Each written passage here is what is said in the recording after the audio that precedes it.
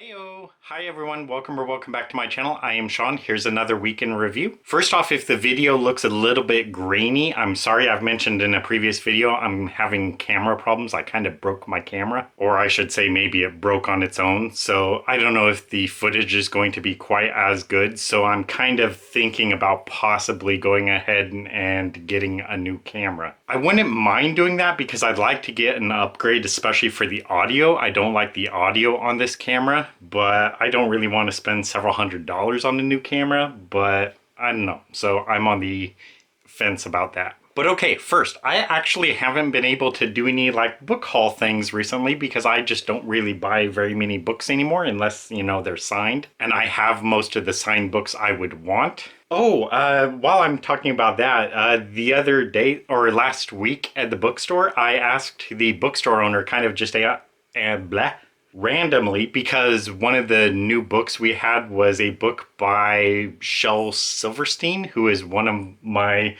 I don't know how to say. He's kind of the only poet I like, Shel Silverstein.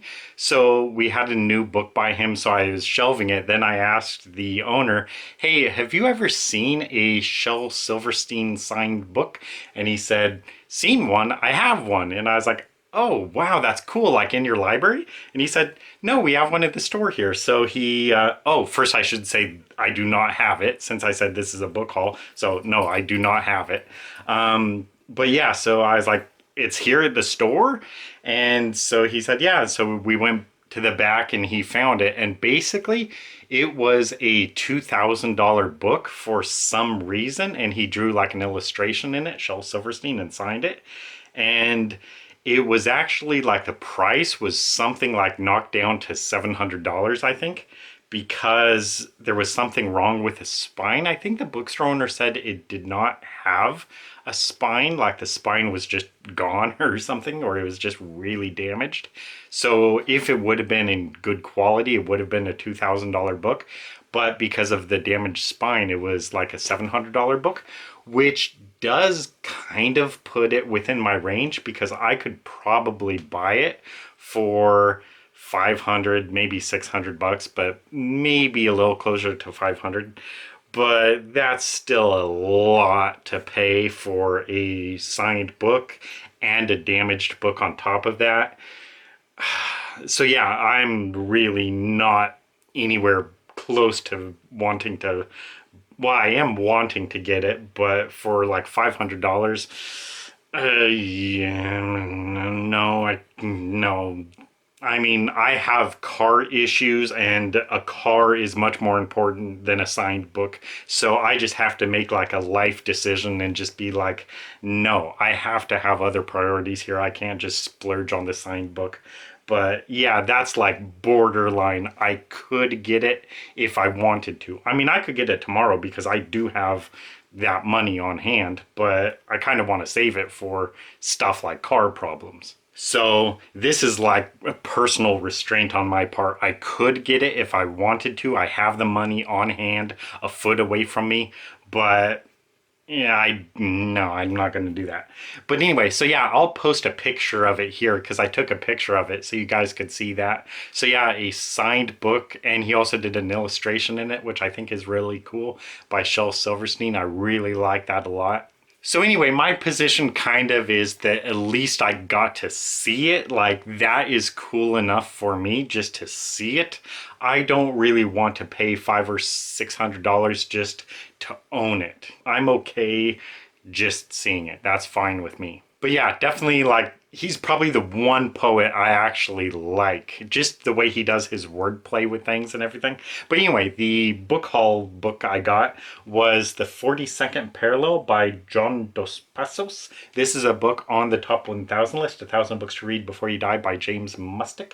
I have volume 3 of this. This is book 1 of the USA trilogy. John Dos Passos. And so yeah, I previously got the I guess it's the third book I got, but I didn't know it was the third book. I think it's called The Big Money because it just said something like the 42nd Parallel or US trilogy, whatever, The Big Money, whatever. It didn't say book 3 when I got it. So when I was about to read it, I found out, oh, this isn't book one. So, ow, I just hit myself. So yeah, so anyway, I've been needing to get book one, and here it is. So when I got it, I kind of asked the bookstore owner, like, yeah, so John Dos Passos, the USA trilogy, do you have any thoughts on that? And I kind of like told him, don't spoil anything, but just like, is it a good book? Is it a good series? Have you read it? You know, do you think very highly of it? That's kind of what I wanted for feedback from him, just to know, like, have you read this at all? And right away he said something like, oh yeah, I've read it. And he said something like, right away he started saying, yeah, so Dos Passos was a socialist, and oh, what's his name? Sartre, who's kind of a philosopher, said something about how John Dos Passos was like the greatest something or other. And so yeah, he was just kind of going off on that, and I was just like, stop telling me these things, because that colors my opinion, because now going into it, I'll know this author is a socialist, and that's probably what he's doing in this book, is promoting socialism. And I try not to let those things bias my opinion. I just want to know how he is as a writer. I don't care if someone is a socialist or a communist or whatever. If I disagree with them, I don't really care about that. But it does color my opinion, because if I read the book and it's whatever about the working class or whatever, and the struggles of the working class or anything, and knowing it's by a socialist, I'm just going to think, you know, this guy is pushing his politics, whatever, and I won't be as receptive to that if I didn't know the guy's background. So I like to go into books completely blind, not knowing anything about it. And it's kind of funny, I asked the bookstore owner, like, have you read this or anything? Because just earlier in the day, we were talking about how the previous week or something, a customer came in and bought a book. I don't remember what the title was or anything. Maybe you guys would know just by the description. But he was saying something like, once the woman bought the book, he said something to her like, yeah, at the end, I was really hoping all the environmentalists or something would band together and something about the trees or something, because that's what the whole book was leading toward. But they didn't do that. They didn't like unite to stop whatever was going on. And so, yeah, he said the book was a disappointment the way it ended. And the woman was just like, thanks for spoiling it for me. And the owner was kind of like, after the fact, he was just kind of thinking, why did I say that to her? So yeah, the bookstore owner kind of has a reputation. He tends to kind of say too much about things, like, don't spoil it for me. Don't, you know, color my opinion on it. I just wanted to know, is this a pretty good book? Like, should this bump up my to read? Like, yes, Sean, you should definitely read this as soon as possible. It's a good book. Or is this something where he would say, like, yeah, it's a so-so book, you know, you don't really need to worry about getting to it as soon as possible. That's kind of what I was hoping for, not him saying, oh yeah, he's a socialist and Sartre said he was the greatest whatever, whatever, whatever. Because now it's like, And that's it for my book haul. For currently reading, I think I've only read one chapter or whatever of any of the books I'm currently reading, and it was a chapter of A Gentleman in Moscow by Amor Towles. I mentioned in my last weekly update how I got to a chapter finally where I was actually thinking I'm not enjoying this too much. And I was actually thinking if I run into another couple chapters like that, I may want to DNF the book. Till that point, I was liking this book pretty well. I was liking the writing, the characterization, just everything about the book. I think it was very well written, except that one chapter I read the previous week. And that chapter kind of had me thinking I'm not really liking the way this is going as much. It's kind of a slice of life story where it's just talking like one day the Count did this in this hotel, and even though it's well written, I just don't really feel the need to keep reading. And so when I read that last chapter the previous week, I was definitely starting to think, I'm not really enjoying this. I might DNF this. So I read another chapter this past week, and it was kind of a little bit the same.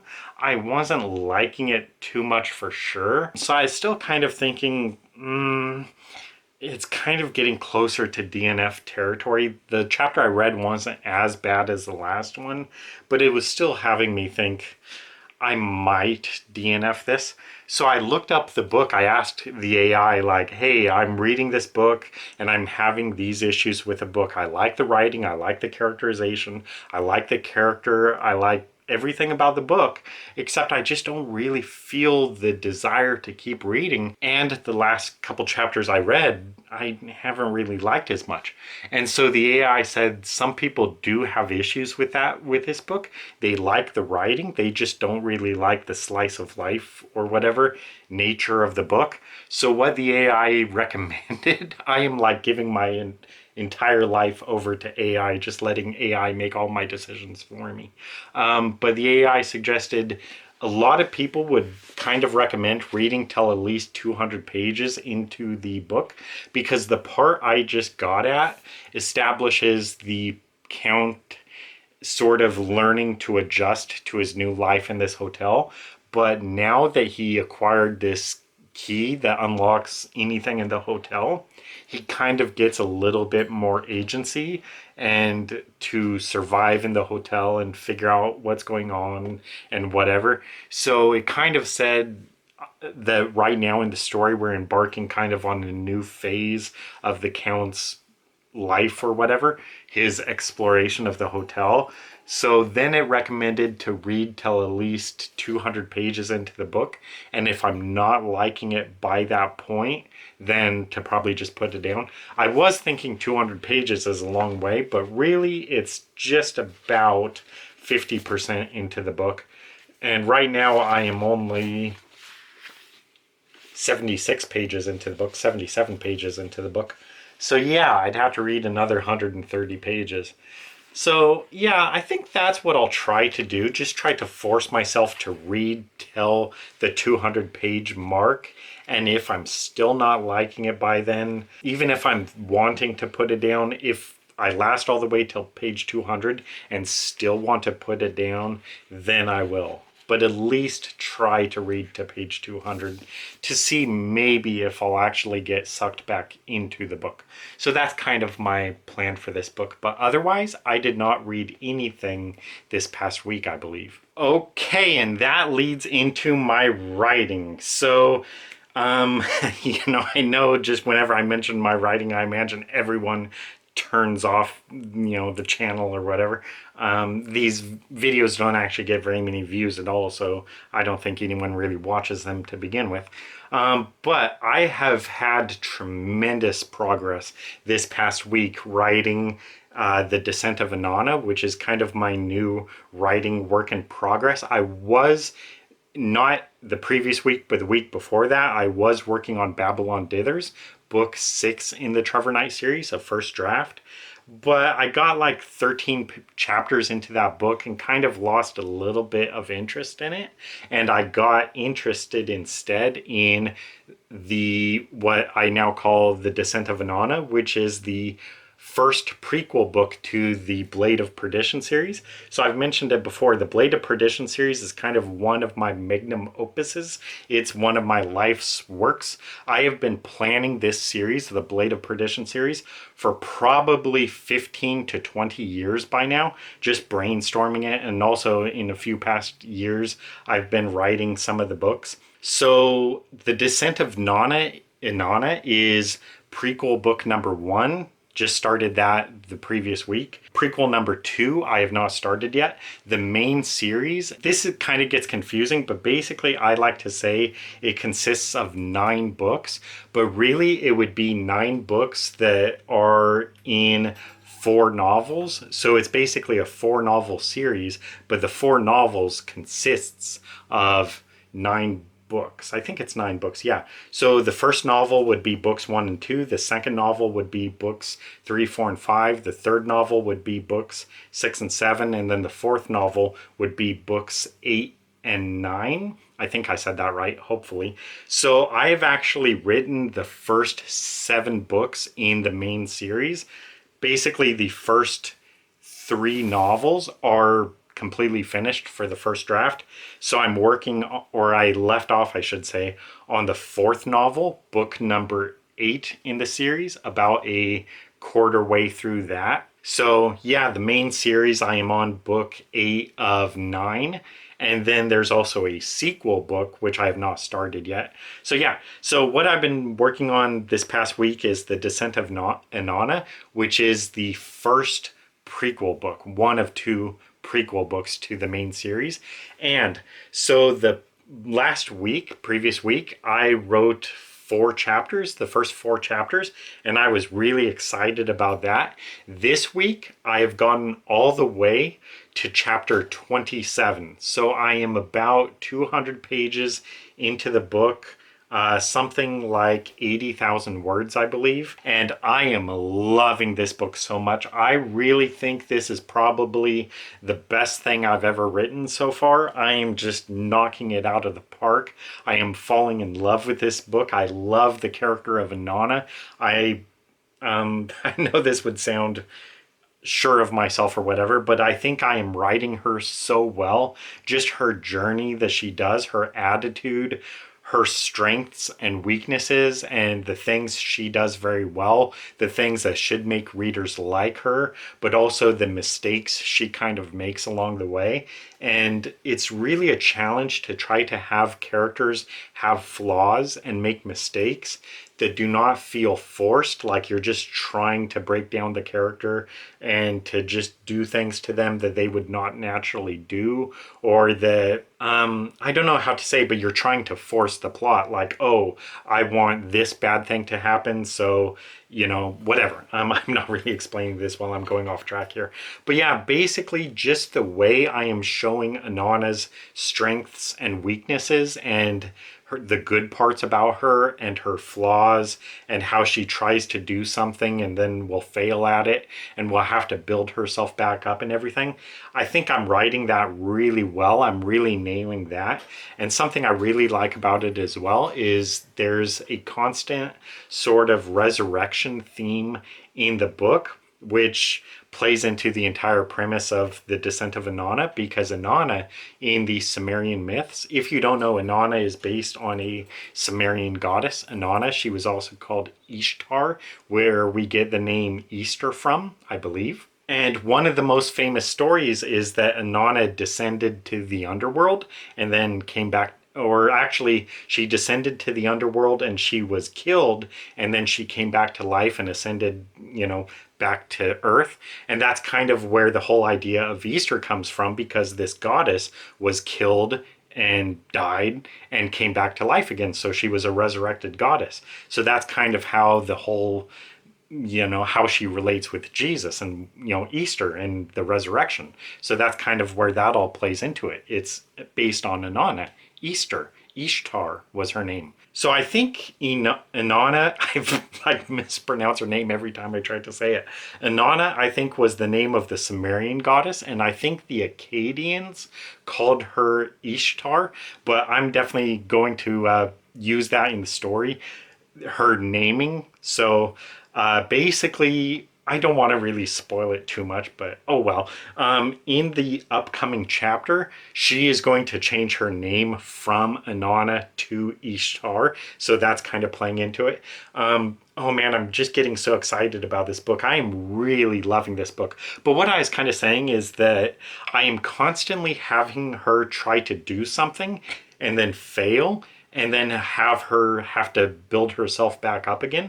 So it's kind of that resurrection motif where she tries to do something, fails, dies essentially, metaphorically, and then comes back to life and, recovers from it. So that's a constant, I don't know if it's trope is the word, or theme or whatever, playing throughout the book until she actually has her actual descent to the underworld and comes back. And oh man, I'm just like nailing every chapter of this book. I think I am so excited about it. I think it's just coming off so well. Things I am doing is just chef's kiss, perfect stuff. And another thing, I can't really talk too much about it because it's like spoilery kind of things for the Blade of Perdition series. But this is a prequel. So what I'm doing, especially in the last 5, 6, 7 chapters or so, is I've really been setting up a lot of the lore for the Blade of Perdition series because there's a lot of angels and demons in Blade of Perdition. That's basically what Blade of Perdition is. It's my version of the apocalypse, the 7 years of Armageddon or whatever, where the angels and the demons are fighting the final war for the cosmos, the end times, the final battle. So there's so many angels and demons in that series. And so what I'm actually doing now in the Descent of Inanna is I've introduced all that. So I've introduced a couple of the people who will wind up becoming on the demon side, and also some of the angels. I've actually introduced them into the story. And gosh, again, I could just ramble about this for so long. But one of the issues I was having was, what would Inanna call the angels, basically? Because angels is a Greek word that means messengers, essentially. So if I was to just have Inanna say, like, once the angels emerge, I don't want to say like how that happens really, but once the angels are introduced into the story, originally I was kind of calling them flying creatures, but I didn't want to just keep calling them flying creatures. So I was kind of debating, what do I call them? Because readers should know these are angels, especially if they've read the rest of the series. They'll know, oh, these are the angels. Especially when I start naming them, you'll know they're angels. So it'd be kind of silly if I was still always calling them flying creatures. And then I was kind of thinking, well, I just want to reillustrate that point once more, that I didn't want to call them angels because that's a Greek word. So that would feel like an anachronism or whatever. It would be a more modern word that did not come into existence for hundreds of years. Using it at this time, it would be an anachronism. It wouldn't fit. It wouldn't have any meaning. And so it'd be kind of just silly if Inanna just thought, oh, I'll just call you angels for no reason whatsoever. Just, I think that's a good word for you. But what I did, I was kind of doing research to try to find, is there any possible way I could have her call them angels without feeling like an anachronism? And I got it. Oh, I don't know if I should say it or not. Nah, I don't really want to. You could read the book if you want to find that out. But yeah, so I actually figured out a way for Inanna to canonically call them angels without it feeling like an anachronism. It feels like there is actual reason for her to use that term for the angels, and I really like that. And something else I wanted to say is I did consider calling them something else. Like in the ancient Sumerian times, messengers were kind of known as, I don't know how to pronounce it, but sukals. So like that would be somewhat like, for a god or a goddess, their right hand person, their what is it, vizier or whatever, their like chief royal assistant would be called their sukal. That is their right hand man or woman, basically. Their royal advisor is a sukal. So I was thinking of maybe calling the angels that, or I was also considering calling them something else that would kind of be more of a Sumerian word. But my issue with that kind of, and again, I'm rambling so much here. My issue with that was, if I called them that word instead, readers might think, oh, are these not angels? So I kind of wanted to make it clear, yes, these are the angels. So that's why I definitely did want to actually have Inanna wind up calling them angels. So I wrote that, I think yesterday, last night, and I really like the way that goes. Also, to name some of the characters, gosh, I don't really want to name which characters there are because, again, that's kind of spoilery stuff. But yeah, so I have Inanna name a couple of the characters, both the demons and the angels. And so figuring out a way for Inanna to actually name those characters and what those names actually mean for Inanna, not that she's just randomly pulling the name out of the hat like, oh, I'll just call you this for no reason. There is a reason why she chooses the names she does for each character, and I really like that. And also because that is something that is not revealed in the main series, Blade of Perdition. For most of these angels and demons, you don't know what their name, like where they got their name and where they came from, really. You may not know who their parents are or whatever. And here in the Descent of Inanna, you can actually see that. You could see these angels and demons, how their origins, where they came from, how they got their name, what role they originally had. And to find out, basically, right now in chapter 27, to actually find out these characters in Blade of Perdition, who are very major characters in that series, to see how they actually met Inanna, what they were to Inanna. It's just so cool to me to actually see these characters together, because now it changes my entire viewpoint of the Blade of Perdition series, because I'll know canonically, have these angels and demons, did they know Inanna? Did they know this backstory? And that's really interesting stuff, just to know who stood with Inanna, who talked with Inanna. When they say certain lines, is it because that is a reference to something Inanna said? And again, this is gosh, I just get so excited about this, but this is also kind of a spoiler thing. But something I wrote last night as well is Inanna sends the angels basically all throughout the world to gather intelligence for her. And the angels are basically still new to the earth at that point. And something she says to the angels is that if you ever come upon anyone and they are frightened by your appearance, tell them, do not be afraid. And that is a really famous line, in the Bible, because usually whenever an angel shows up in the Bible, the first thing they say, the angel Gabriel to Mary, the first thing they say is, do not be afraid. Consistently, that's always what the angels say.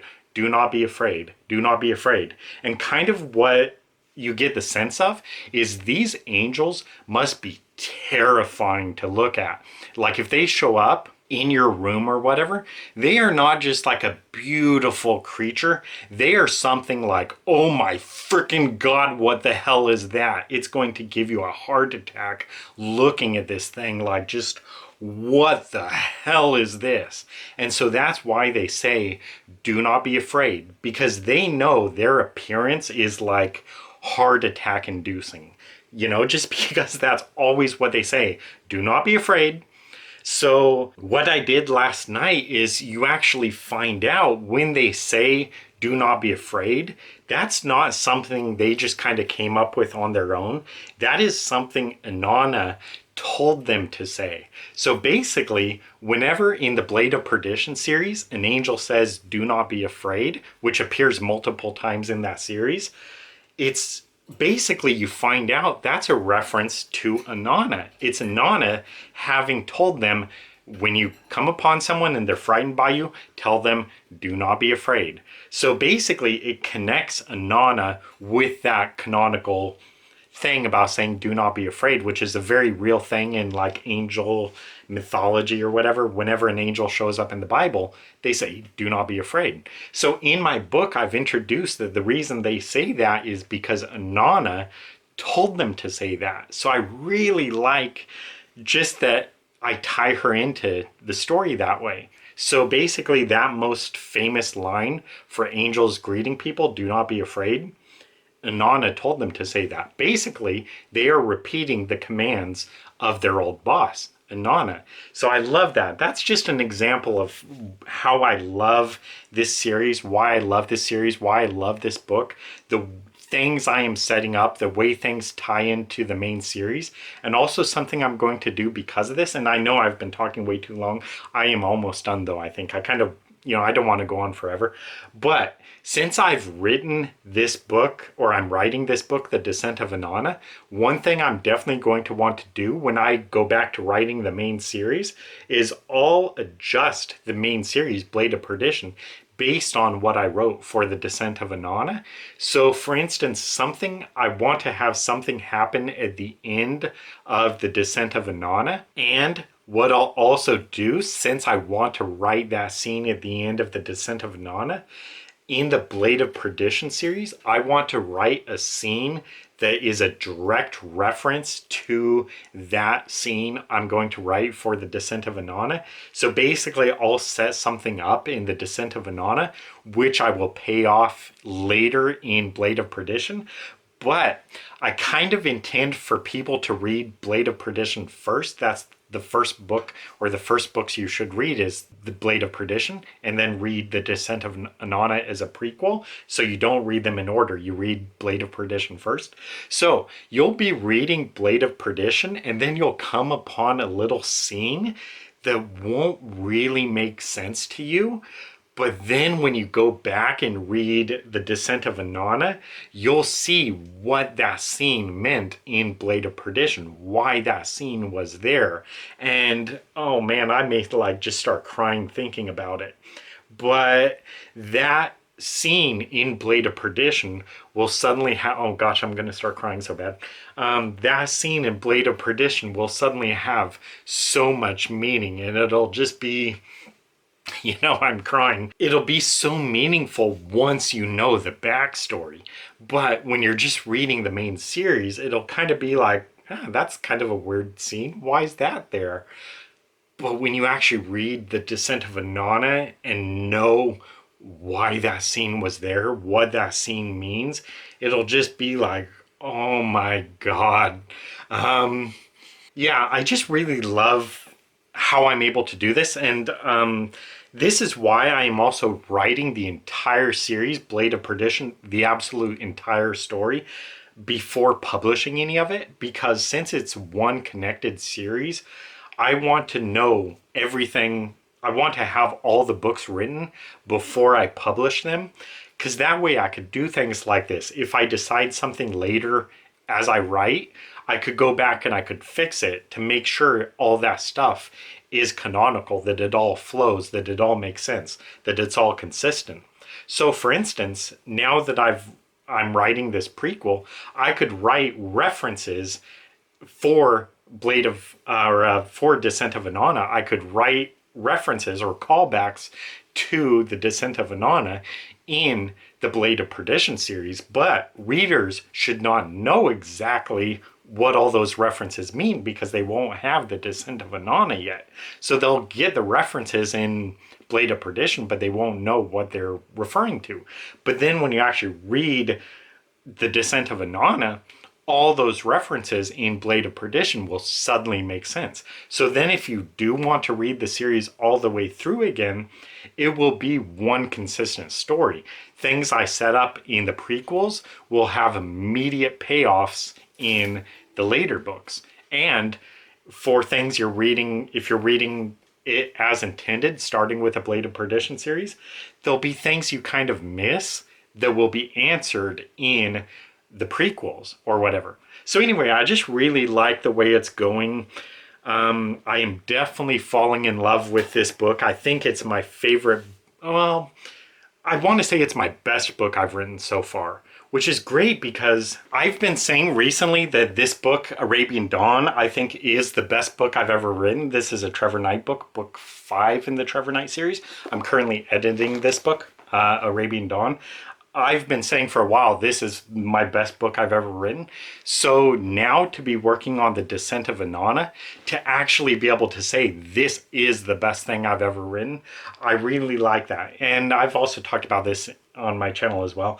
I like when I think every book I write is better than everything else I've previously written, because I think that's the way it should be. I should be evolving as a writer, getting better. So I love that this book is the favorite thing I've written so far. So yeah, I'm having such good progress with The Descent of Inanna. I am on chapter 27. I was on chapter 4 or starting chapter 5 when I started this last week, but now I'm all the way to chapter 27. So yeah, writing, I don't know what that is. I'm not good at math. 22 chapters or something like that. I'm not good at math. I can't math. And it's just going so well. There's such good chapters. There's such good character decisions.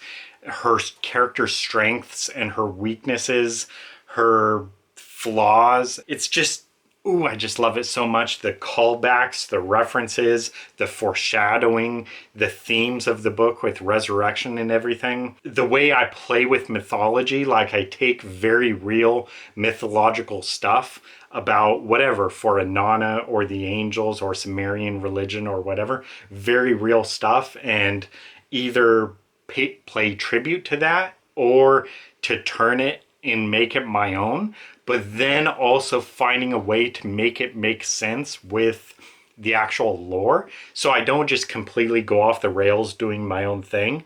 I actually kind of bring it back and I say like, yeah, I've deviated from the myths. I've deviated from what you think you know about the story, how you think this story should have gone. I've taken it in my own direction.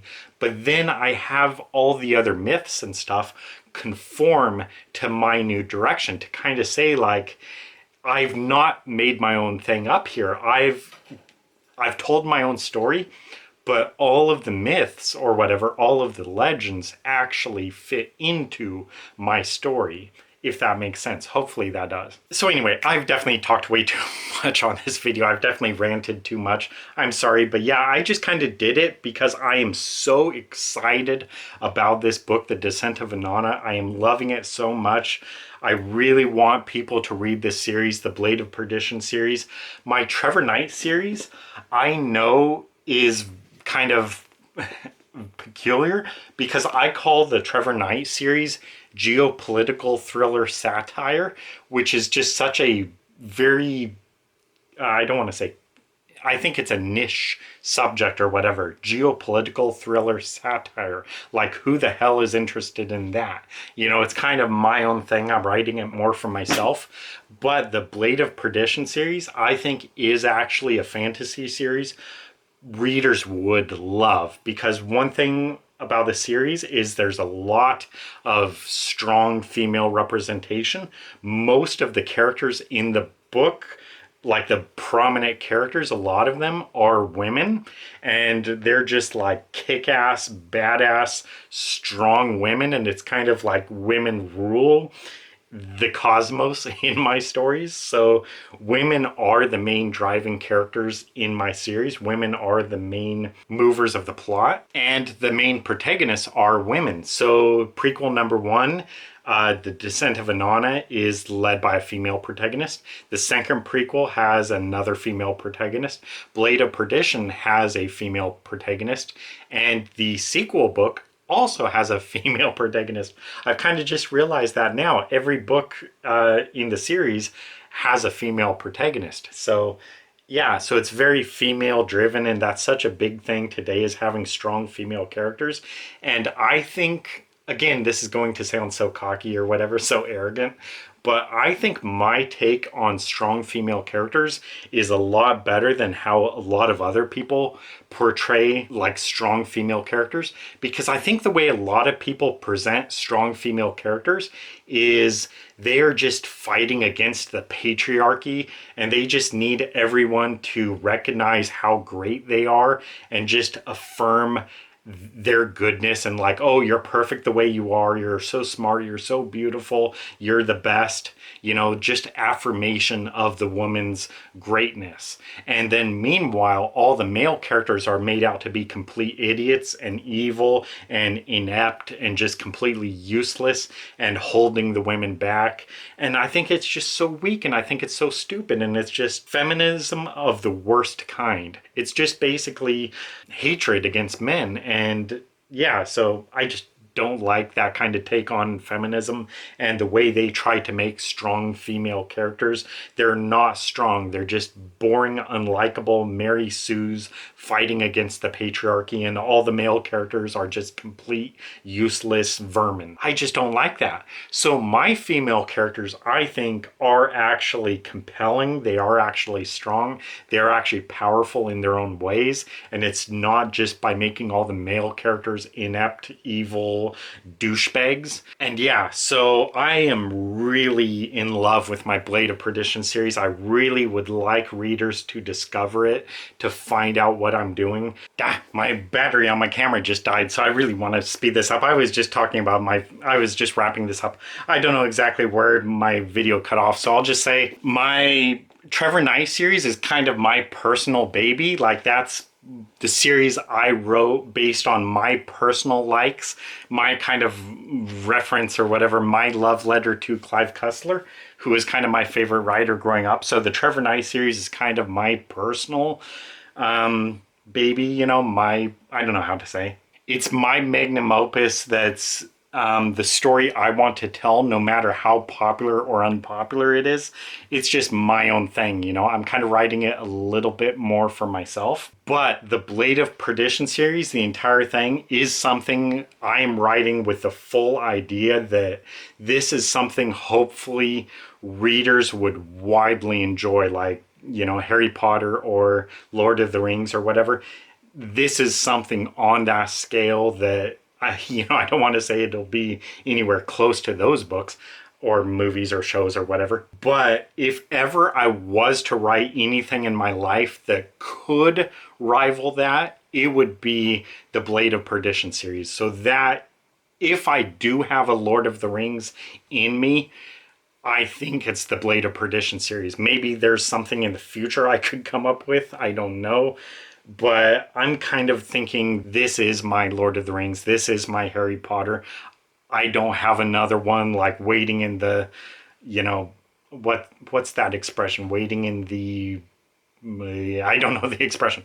Waiting as the backup option. Like, oh, if the Blade of Perdition series fails, there's this other thing I could do that could be, you know, my Lord of the Rings. My Lord of the Rings is the Blade of Perdition series. There is no fallback option currently. But yeah, I really hope, you know, the Blade of Perdition series is it. That's really my life's work. I don't really plan on anything major after that. If all I could do is finish the Blade of Perdition series and at least get it published, whether it has any success in my lifetime or whether it has any success at all in the future, at least get it out there. That's kind of my one goal in life. If I can at least die how's that expression go? If I could at least finish it before I die, I can kind of die, you know, without any sort of regrets or whatever. Like, oh, at least I finished the Blade of Perdition series. At least I got that out there in time before I died. Whereas if I died leaving the series unfinished, you know, my final thoughts may be like, oh no, the Blade of Perdition series is unfinished. It's not published yet. Uh-oh. So yeah, I would really like to at least finish that series and do all I can really to try to promote it, because I think it's so good. I think it's something people should read and hopefully they would enjoy. Hopefully. Again, I do not know if that will happen. So in terms of like my humility or whatever, I have absolutely no assurance or whatever that it would have any success. I imagine it would be just like everything else I've written. It would have like one sale. Like just one book would sell. Not even every book would sell once. I think just one book period would sell based on my other books. You know, going by the other books I've written, that's probably more likely to happen. 1 or 0 sales. But yeah, anyway, I've said enough. So yeah, that is it for this week. I don't really have anything else to say. I think I've played like maybe just 1 hour of my game, Empire of Sin. That's kind of the game I've been playing recently. I think I just played about an hour of it. Otherwise, I've pretty much just been writing the Descent of Inanna. So in love with it. Anyway, that is it for this video. So again, sorry if the like video quality is any poor or anything. I might potentially be getting another camera in the future. Right there, like that's something like $500. It'd probably be better to buy a new camera for my booktube videos rather than buying a signed Shel Silverstein book. It would be a better decision for me to get a new camera than to just get a signed book I don't need. I could actually use a new camera. Anyway, I think my battery is dying, so I gotta go. So thank you guys for watching. Hope to see you in another video. Bye. 2, 3, 4.